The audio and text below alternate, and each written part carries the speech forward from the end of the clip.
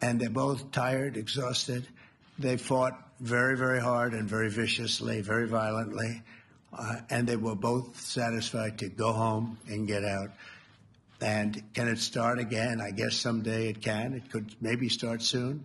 Said you believe the conflict between Israel and Iran. You know, Iran has a huge advantage. They have great oil, and they can do things. I don't see them getting back involved in the nuclear business anymore. I think they've had it. They've been at it for 20 years, and I don't see that happening either. Now, if it does, we're always there. It won't be me. It'll be somebody else, but we're there. We'll have to do something about it. They said it could be limited or it could be very severe. They really didn't know other than to say, no, look, they just had a war. The war was fought. They fought it bravely. I'm not giving up. They're in the oil business. I mean, I could stop it if I wanted. I could sell China the oil myself. I don't want to do that. They're going to need money to put that country back into shape. We want to see that happen. Would it? No. If they're going to sell oil, they're going to sell oil. We're not taking over the oil. We could have, you know.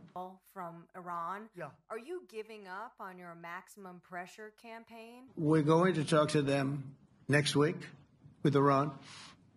We may sign an agreement. I don't know. To me, I don't think it's that necessary. I mean, they had a war. They fought. Now they're going back to their world. I don't care if I have an agreement or not.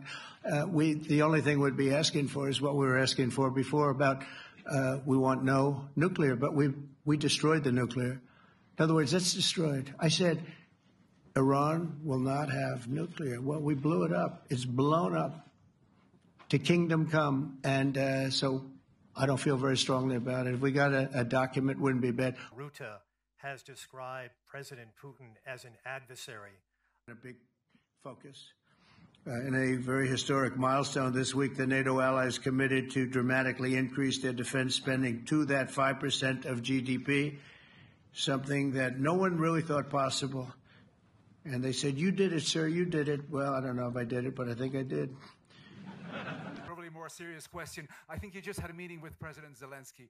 Did you discuss... And this is a monument really to victory, but it's a monumental win for the United States because we were carrying much more than our fair share. It was quite unfair, actually. But this is a big win for Europe and for actually Western civilization.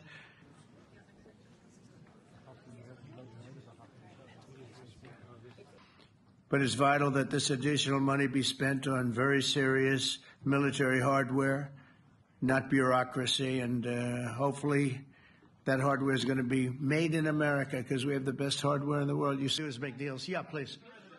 Go ahead. Sir, go ahead. It was very nice, actually. You know, we had little rough times sometimes.